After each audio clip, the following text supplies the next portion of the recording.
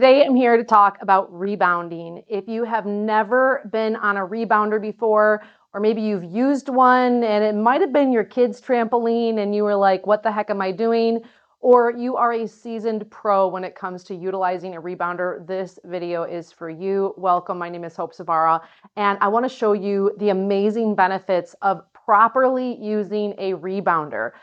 Why should I use a rebounder? Well, if you are a woman in your 30s, 40s, 50s, 60s, and beyond, rebounding is a great way to age healthy and support systems like your circulatory system, so improving circulation, your lymphatic system, and so getting that drainage, that fullness, heaviness in your legs, getting rid of that bloat, and just that all over puffy feeling. Rebounding is a great tool in your toolbox. It also helps tone muscle, improves bone density, boosts mood, helps with so many things when it comes to aging healthy. Rebounding is definitely a tool I love using in tandem with using my vibration plate. So if you've watched my other videos before, you know I'm a big advocate for vibration plate workouts, especially to help the lymphatic system. Rebounding is no different. So today I am on a KA U-bar, a 48-inch rebounder. Some people call it a trampoline. But I want to say that there is a difference between a kid's trampoline, you know, like the one with the metal springs, and using an actual rebounder. One of the big differences is you're going to see that the elastic tubing that creates that rebounding effect is much different than what you're looking at for a child's play toy. And today I'm going to be taking you through an amazing routine to help really focus on lymphatic drainage, boost muscle tone and bone density, and improve circulation. You're going to get a great workout. I know you're going to love this.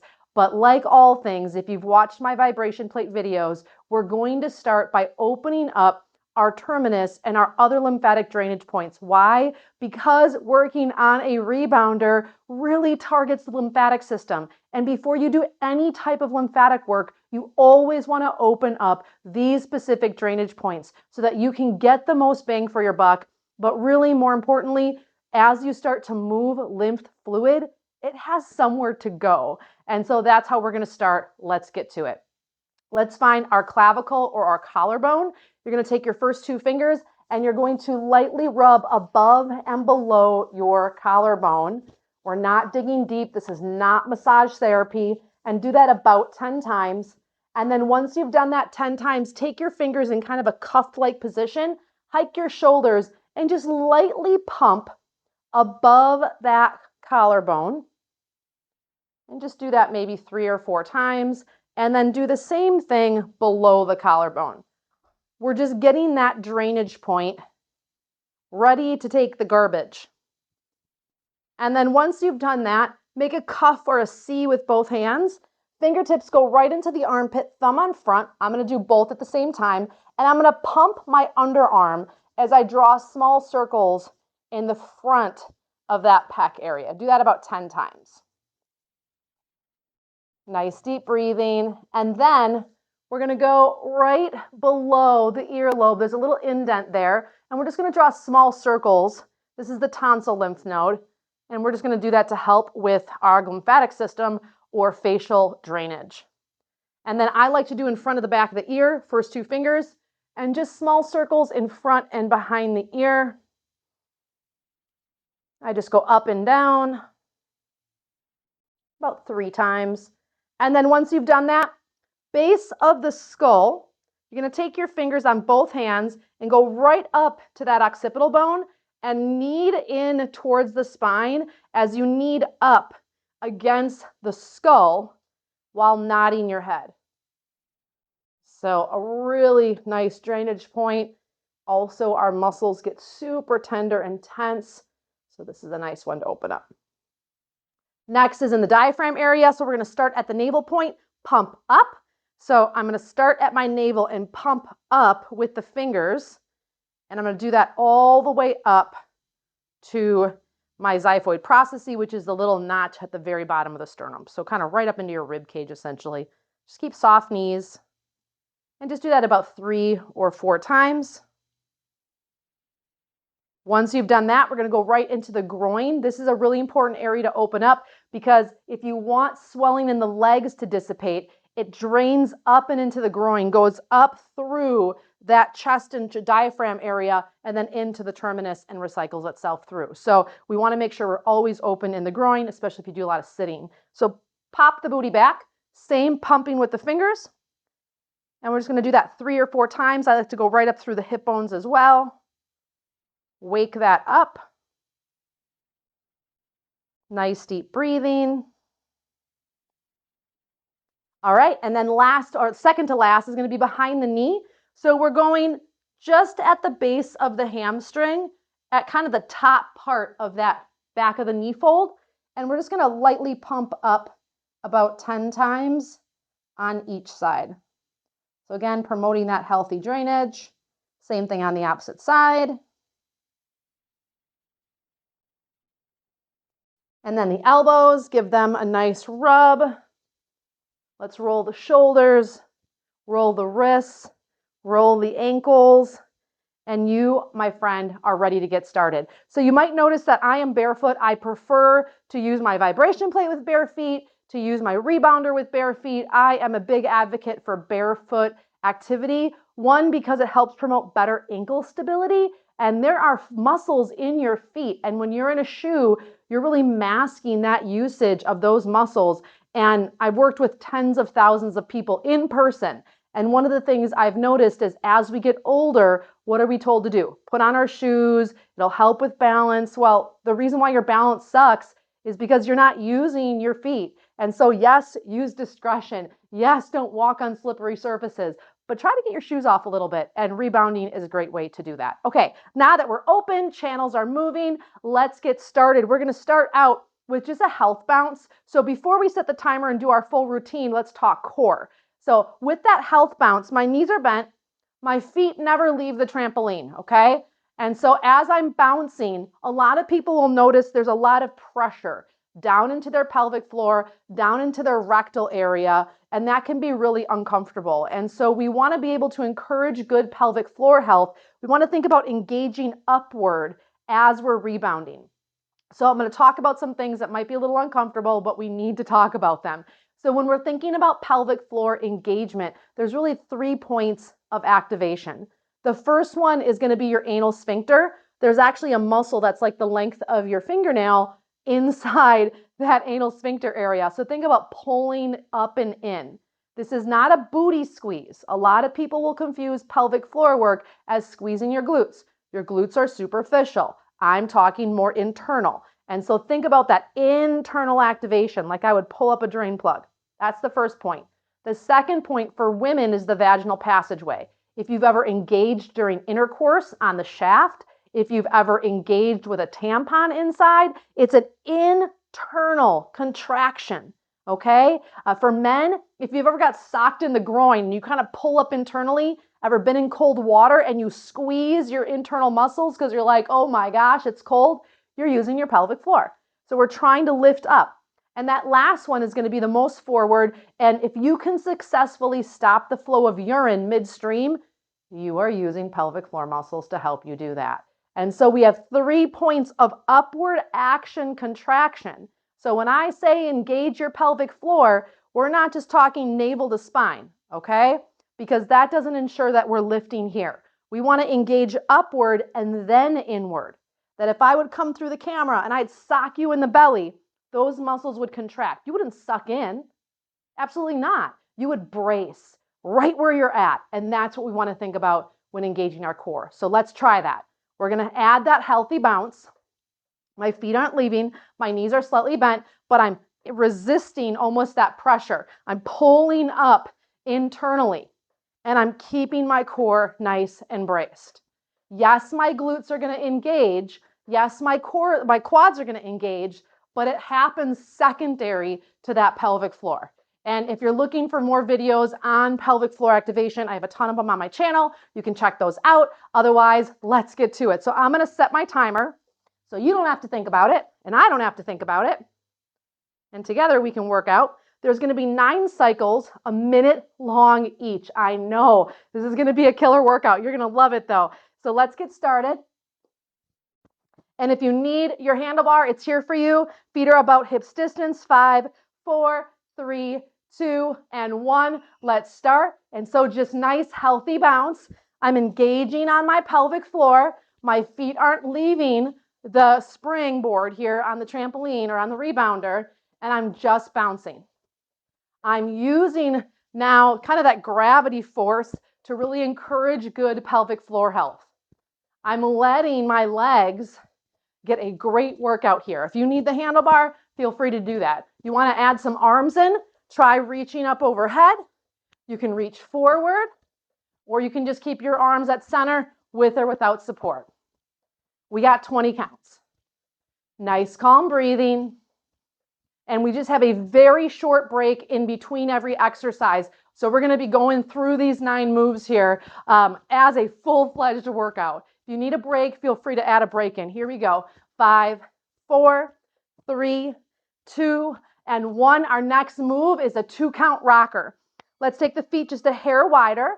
And so now we're going to put pressure over on one leg, 2 bounces, and then over on another leg, 2 bounces. 1, 2, 1, 2. 1, 2, 1, 2. So I'm just alternating my body weight side to side. Every time I come side to side, I can use that support if I need to. I'm squeezing the glute of that rocking leg, that bouncing leg. 1, 2, 1, 2. You want to add some arms into it? 1, 2, 1, 2.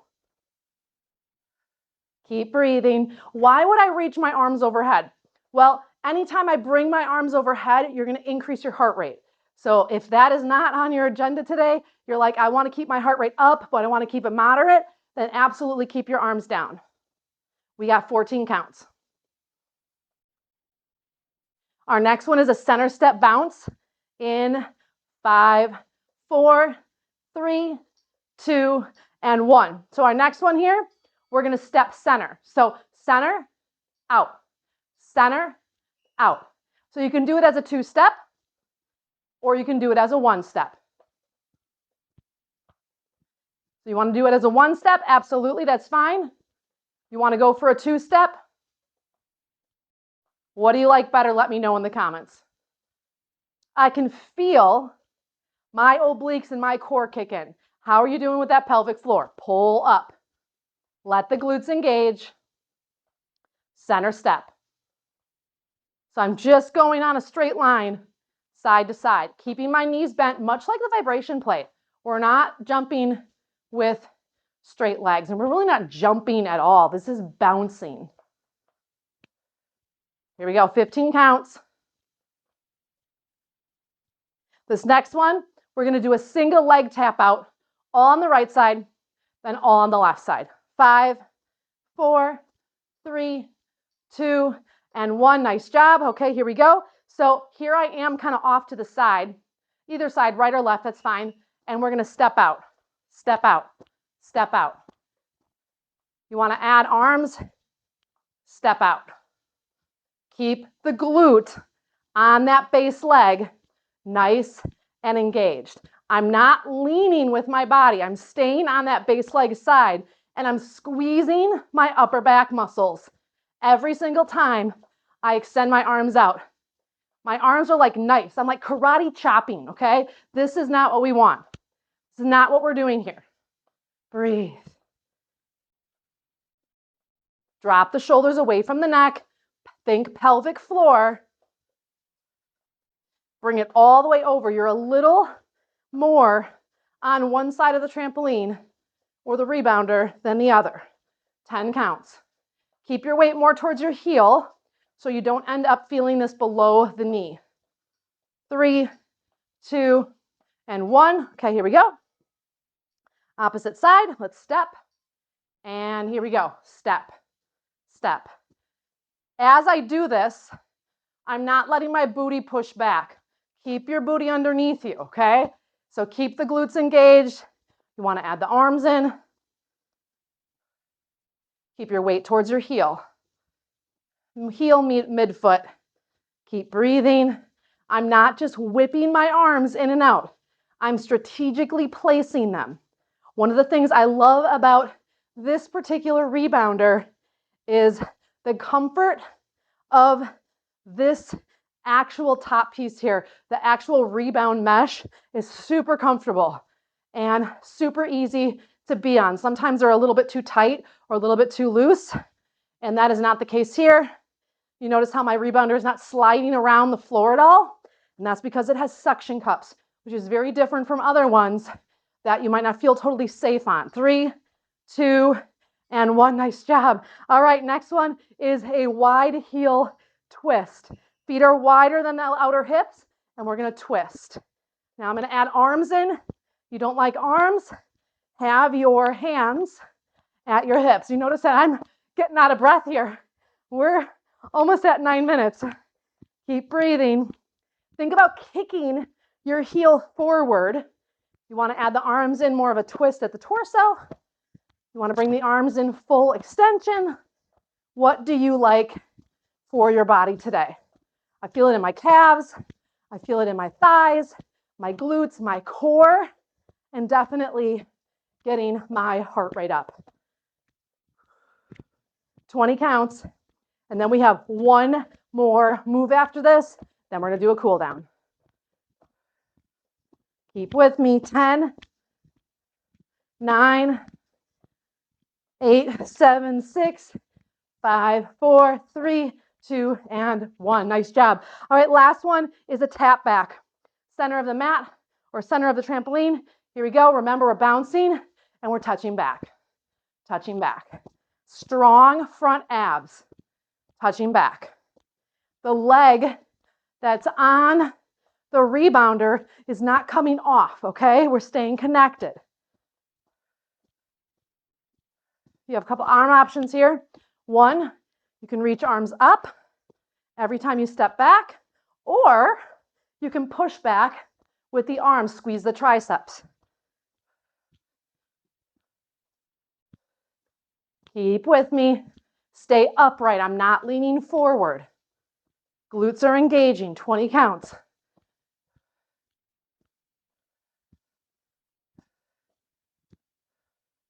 My ankles are so happy about this and my feet because they need the workout. 4, 3, 2, and 1. Nice job. Whew. Roll the shoulders up to the ears. I'm going to stop this guy. We are done.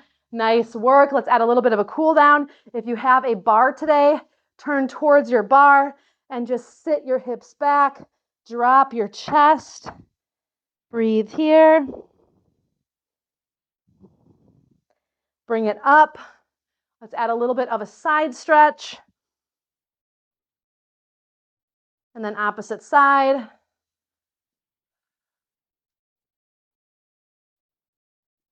Nice job. Let's stretch the quads. Bring your knees together on those quads. Don't let the leg bow out. Belly strong. And then same thing on the opposite side. Hold the ankle, not the top of the foot. Whew. Nice work. Roll the shoulders.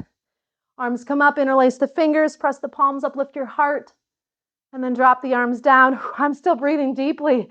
Great work today. Let me know what you thought about using this rebounder. Let me know if you love this workout. I'm going to include a code down in the comment section. It'll pop up here as well. If you love the rebounder I was using, you want one for yourself, you'll get an awesome discount. So use the code down in the comments and use the code here coming up on the screen. And let me know what you think in the comments below. If you love this workout, if you want to see more rebounding workouts just like this, and most importantly, like this video and share it out with your friends and family that you think would benefit from rebounding as well. Until I see you next time, remember, keep moving your body. Replacement parts are never as good as the originals, and every movement matters. Until next time.